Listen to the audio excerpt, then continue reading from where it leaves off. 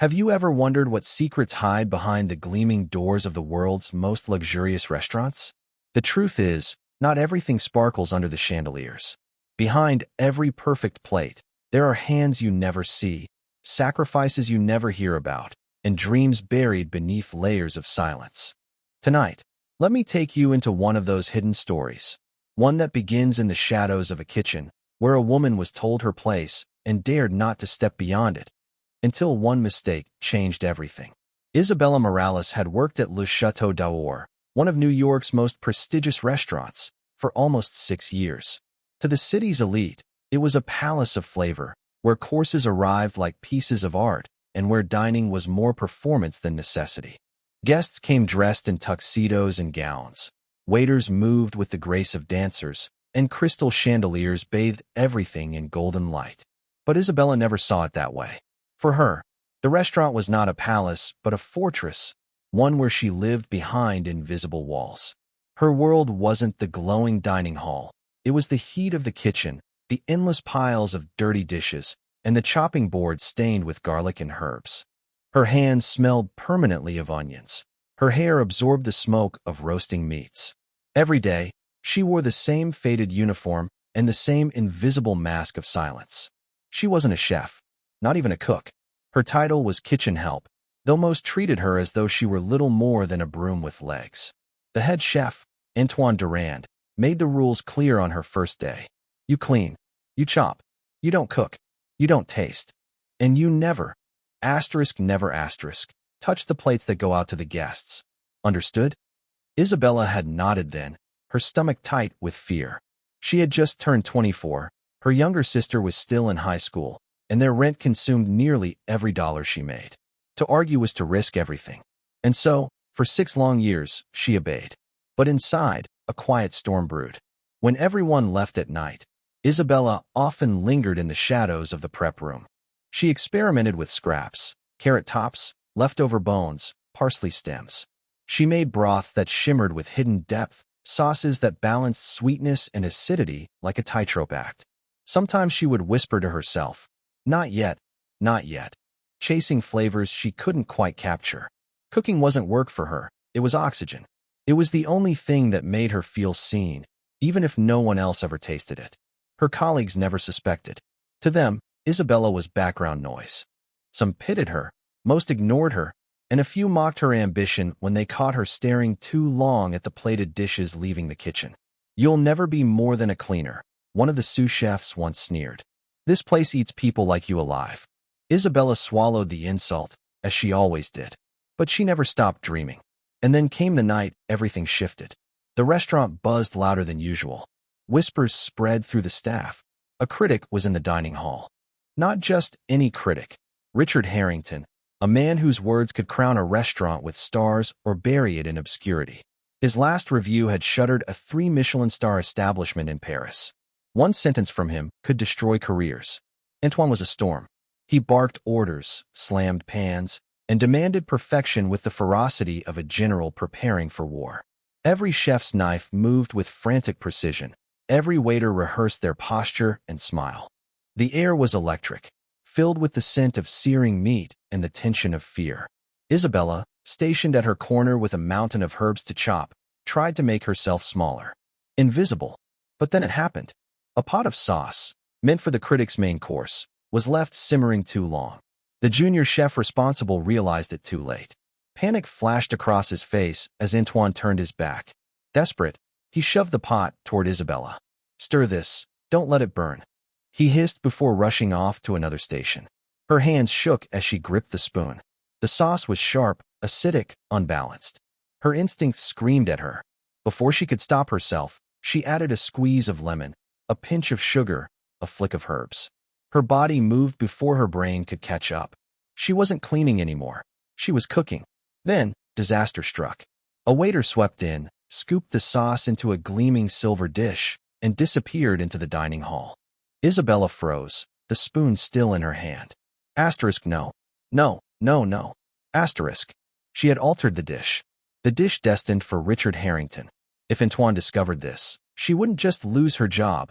She would be blacklisted from every kitchen in the city. Minutes stretched into eternity. The sounds of clinking cutlery faded. Conversations dimmed. A hush fell over the hall. Richard Harrington, the most feared critic in New York, lifted his spoon, tasted the sauce, and stopped. The silence deepened. All eyes in the restaurant turned toward his table. Then, with a voice as sharp as a knife, he asked one question that sliced through the air and sent a tremor into Isabella's bones. Who cooked this? And in that moment, the fate of Isabella Morales began to change. The kitchen froze. Antoine's booming voice, which only moments ago filled the air, suddenly faltered.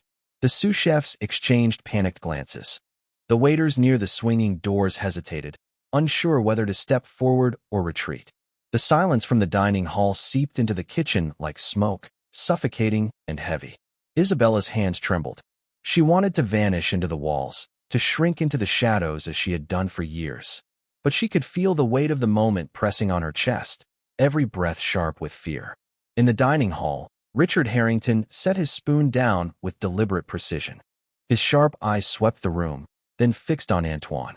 "This dish," he said, his voice carrying like thunder across the velvet-lined hall, "was not made by your hand." Gasps rippled through the guests. Antoine's face flushed crimson. "Monsieur Harrington, I assure you." "No." Harrington cut him off. His finger tapped the edge of the plate. "This sauce bears none of your signatures. Who prepared it?" Antoine's jaw tightened. He turned toward the kitchen, his eyes blazing. "Which one of you touched it?" he barked. No one moved. Isabella's pulse pounded in her ears. She prayed silently. Don't look at me. Don't notice. Please. But fate was merciless. The junior chef who had handed her the pot, terrified of Antoine's wrath, shifted uneasily. His gaze flicked, just for a second, in her direction. It was enough. Antoine's glare snapped to Isabella. "You," he spat. "What did you do?" The room seemed to tilt. Words stuck in her throat. She wanted to deny it, but the truth clung to her tongue like fire. I only stirred it," she whispered. "Liar," Antoine thundered, slamming his palm against the counter. "You dared alter my dish." The kitchen erupted in whispers. The other chefs shook their heads, some in pity, others in scorn. A cleaner, a nobody, daring to touch the work meant for a critic? It was sacrilege. Before Antoine could unleash another torrent of rage, the doors to the dining hall swung open. A waiter stepped in, stiff with fear. "Monsieur Harrington requests to see her." His finger pointed directly at Isabella. The room fell deathly silent. Antoine's lips curled into a bitter sneer. "Go then. Face the consequences of your stupidity." Isabella's knees wobbled as she untied her apron. Every step toward the dining hall felt like walking a tightrope over fire. She could hear the whispers behind her, feel Antoine's fury searing into her back. When she entered the hall, the brightness stunned her. Crystal chandeliers glittered overhead. Guests in evening gowns and tailored suits stared, their expressions a mixture of curiosity and disdain. To them, she was an intruder, someone who did not belong in their glittering world. At the center of it all sat Richard Harrington, his silver hair gleaming beneath the lights, his eyes sharp as blades. He gestured for her to come closer. "What is your name?" he asked, his tone calm but commanding. "Isabella Morales," she murmured, barely above a whisper. "You prepared this sauce?" Her throat tightened. "I adjusted it, sir." The corner of his mouth twitched. Not a smile. Not yet. Something closer to intrigue. He gestured toward the chair across from him. "Sit." Gasps echoed through the hall. A cleaning woman invited to sit with a critic? It was unheard of. But Isabella obeyed, her hands trembling as she folded them in her lap. Harrington studied her in silence for what felt like an eternity. Then, with deliberate slowness, he lifted his spoon again, tasted the sauce once more, and set it down. "This," he said finally, his voice resonating through the hall, "is the most balanced sauce I have tasted here in years. It is not Antoine's. It is yours." The room erupted into murmurs. Antoine stormed into the hall, his face twisted with fury. "This is outrageous. She is a cleaner, nothing more. She knows nothing of cuisine." Harrington raised a hand, silencing him instantly. "On the contrary, she knows flavor. She knows restraint. She knows balance, qualities your kitchen seems to have forgotten." His eyes returned to Isabella. "Tell me, child, why are you not cooking?" Tears pricked her eyes. For so long, she had hidden her passion, her late-night experiments, her silent dreams. And now, under the critic's gaze, the truth poured out. "Because I was never allowed," she whispered. "I was told my place was to clean, not create." A hush fell over the hall again. Harrington leaned back, stroking his chin. Remarkable. Talent wasted in the shadows. He glanced at Antoine, whose fury now burned hotter than the kitchen flames. This establishment prides itself on excellence, yet it has silenced the very hands that carry it forward. He stood, his voice echoing with authority. "Mark my words, this woman is not invisible. And if you have any sense, you will remember tonight." The guests clapped, hesitantly at first, then louder, until the hall was filled with applause. Isabella sat frozen, her heart racing. For the first time in her life, the spotlight was on her. But she knew, even in that triumphant moment, that her battles were only beginning. For Antoine's glare, seething with rage and humiliation, promised that he would not forgive her for stealing his stage. The applause still echoed in Isabella's ears as she returned to the kitchen, though her steps felt like she was walking into a lion's den. Behind her, the dining hall hummed with whispers, all carrying her name like sparks on the wind. Yet here, in the back, the air was heavy, the silence sharp. Antoine stood in the center, his broad frame blocking the path. His fists were clenched, his jaw tight, his eyes a furnace of hatred. Around him, the sous chefs and assistants busied themselves with meaningless tasks, too afraid to look up, though every ear was straining to catch what would unfold. "You dare," Antoine hissed, his voice low but deadly, "to humiliate me before the most important critic in the city?" Isabella's hands twisted in her apron. "I didn't mean—" "Silence!" His shout cracked like a whip.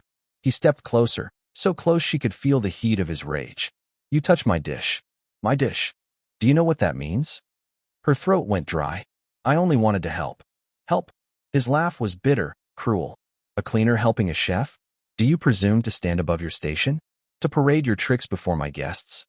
Every word struck her like a blow. She lowered her gaze, but something inside her resisted. Something Harrington's words had awakened.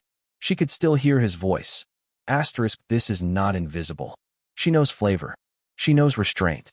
I didn't parade anything," she said softly, surprising even herself. "He tasted it by mistake." Antoine's face darkened. "Mistake? No, girl. The mistake was allowing you into this kitchen at all." He spun toward the staff. "Do you see? This is what happens when you let rats believe they are lions." His hand shot out, seizing the pan she had stirred. With a violent motion, he hurled it into the sink, sauce splattering across the counter like blood. "You will never touch another pot in my kitchen again." A murmur swept the room. Some of the younger chefs looked away in shame. Others smirked, relieved it wasn't them. Isabella's chest tightened, but she forced herself to breathe. "Then why keep me here at all?" she asked quietly. The question stunned the room. Antoine blinked, momentarily thrown off by her boldness. Then his lips twisted into a cruel smile. "Because someone must scrub the floors while real chefs create masterpieces." The words burned. But instead of tears, Isabella felt anger flicker in her chest. Anger at years of silence, years of being invisible. Harrington had seen her, truly seen her, and once seen, she could not return to shadows. "I may scrub floors," she said, her voice trembling but steady. "But tonight, everyone in that hall tasted my work. Not yours." The kitchen froze. A spoon clattered to the floor as one of the assistants dropped it in shock. Antoine's face went crimson. For a moment, Isabella feared he might strike her. His fists quivered at his sides, his breath ragged. Then, with a sharp motion, he pointed to the door. "Get out." Her chest clenched. "You're firing me?" "No," Antoine spat. "Firing you would give you dignity. I want you gone. Vanished. Out of my sight before I forget myself." The room remained silent. No one dared defend her, though a few eyes softened with pity. Isabella felt their gazes on her back as she untied her apron and laid it gently on the counter. Her hands shook, but she held her chin high. She walked through the kitchen, past the clatter of knives and the simmering pots, past faces she had known for years but who had never truly known her. Not one spoke. Not one stopped her. When she stepped outside, the cool night air struck her like a slap. The streets were alive with the sounds of Paris, the hum of traffic, the laughter from cafes, the distant music drifting through the air. Yet she felt utterly alone. For a long moment, she simply stood there, staring at the golden-lit windows of the restaurant. Inside, her life had unraveled in a single evening. But also, perhaps, something new had begun. Her heart ached, but beneath the ache was a spark. She had faced Antoine's fury and survived. More than that, she had been heard. As she walked away, Harrington's words echoed again in her mind. Asterisk talent wasted in the shadows. Asterisk. Isabella knew one thing with absolute certainty. She would never go back to the shadows again. The next morning, Isabella woke in her tiny apartment with swollen eyes and an empty heart. The events of the night replayed in her mind on a relentless loop. Antoine's fury, the pan crashing into the sink, the silence of her colleagues, and finally, the heavy slam of the restaurant door closing behind her. For a while, she lay still, staring at the ceiling. Fear pressed on her chest. Without the restaurant, she had no job, no income, nothing. But deeper than fear was a quieter voice, a whisper born from Harrington's words and the memory of applause. She rose, dressed simply, and wandered through the streets of Paris. The city moved on around her, indifferent to her pain. Cafes bustled with life, shopkeepers opened their doors, and the smell of bread drifted from bakeries. Everywhere she looked, food called to her. It was more than survival. It was her language, her soul. By afternoon, her steps carried her into a small, dim cafe she had never noticed before. The place was nearly empty, its furniture worn, its menu uninspired. The owner, a weary old man, shuffled between tables with a sigh. Something about his tired eyes stirred Isabella's heart. "Can I help you?" he asked in a voice that carried little hope. She hesitated, then said softly, "May I cook something here?" The man blinked, confused. "Cook? For who? No one comes here anymore." "Then let me try," she insisted. "If I fail, you lose nothing. But if I succeed," her voice steadied, "maybe they will come back." Reluctantly, the man agreed. Isabella tied on an apron that smelled faintly of coffee and grease, then stepped into the cramped kitchen. Her hands shook at first, but as she reached for spices, for herbs, for simple vegetables that most would overlook, something inside her shifted. The fear melted away. The rhythm returned. She cooked. When the first plate left the kitchen, the single customer in the cafe, an elderly woman, took one hesitant bite. Then her eyes widened. She ate quickly, almost hungrily, until the plate was clean. She waved the owner over. "What is this?" she demanded. The owner, surprised, looked toward Isabella. "A new experiment." "Then bring me another." Word began to spread in the neighborhood. The next day, 3 customers arrived. Then 6. Then 12. Each left with whispers of the girl who cooked like no one else. Soon, the little cafe was full again, filled with laughter, clinking glasses, and the intoxicating aroma of Isabella's dishes. But whispers traveled further than she knew. One evening, as Isabella was plating a dish of roasted lamb with herbs and a delicate sauce, the door opened. A hush fell over the cafe. There, standing tall and immaculate in his tailored suit, was none other than Victor Harrington. Her heart stopped. The critic took a seat at a corner table. No entourage, no notebook, just him. The owner rushed to greet him, but Harrington raised a hand. His gaze locked on Isabella. "Cook me what you wish," he said simply. Her hands trembled as she worked, but she poured her soul into the dish. Every cut, every stir, every spice chosen with intention. When she placed the plate before him, she stepped back, holding her breath. He lifted his fork, took one bite, then another. Then he set the fork down and leaned back, closing his eyes. The silence stretched, unbearable. Finally, Harrington opened his eyes and smiled faintly. "You were born for this." Tears pricked Isabella's eyes. She lowered her head, unable to speak. The next morning, her name appeared in Harrington's column. Not hidden in the shadows, not a whisper among gossip, but bold, undeniable. Asterisk Isabella Moreau, a talent Paris must not ignore. Asterisk. The cafe exploded with customers. Chefs from across the city came to taste her work. Journalists clamored for her story.